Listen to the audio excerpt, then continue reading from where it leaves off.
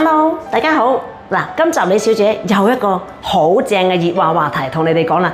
就係公屋居屋個消防門啦。點解呢？因為哇，個個都話廚房公屋居屋個消防門好唔靚仔喎，我唔中意喎，我有咩辦法又唔拆又唔違例，我又做到我想要嘅效果呢？我正嚟到呢一間屋就係你哋廣大嘅顧客。廣大公屋居屋嘅業主居民都好，你哋都想要到呢個效果嘅。咁呢個單位就淨係做咗你哋想要嘅效果，而保留廚房嘅消防門，而唔違規唔違例嘅。咁啊睇翻呢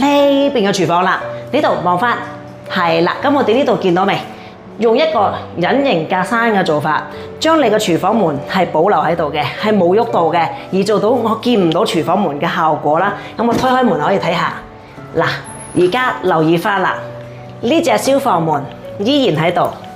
係啦，依然都喺度噶啦。咁跟住呢度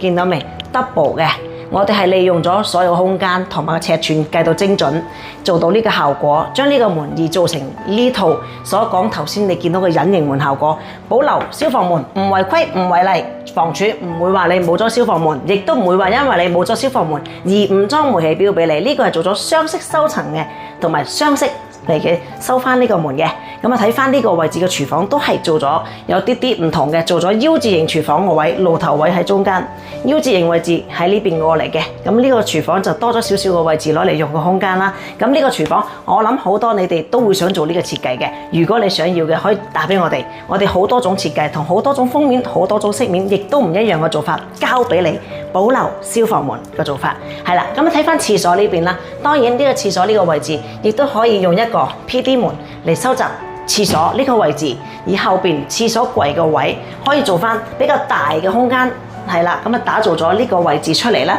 乾濕分離呢個鏡櫃位置做翻晒全部咧可以放嘢嘅格仔櫃啦，咁呢啲位咧係全部利用晒所有空間嘅，咁啊台面盤、台下盤任你選擇㗎嚇，咁啊仲有啦，咁我哋呢啲櫃啊做翻晒嘅儲物啦，乾濕分離嘅玻璃玉屏磨砂。當然磨砂會好啲，去廁所或者洗面，大家用嘅地方可以嚟，大家互不干擾啦，都可以有個空間多啲嚟用下。咁仲有呢個位置出翻嚟啦，咁呢個廳呢個位啦，係啦，咁啊廳呢個位啦，當然呢個位置嚟睇翻，我哋轉翻過嚟呢個位啦，咁啊獅字櫃位嘅。獅字櫃位嘅話，如果你有信仰，你有供奉祖先嘅習慣嘅，你開始呢個位置用呢個位做翻祖先位、地主位嚟供奉翻你屋企嘅祖先嘅，係冇問題嘅。咁你再利用翻呢邊嘅空間，一樣都係做翻呢度全部隱形嘅隱形門，做翻呢個收窄嘅門口，做翻入邊睇翻啦，入邊做咗4隻床可以望。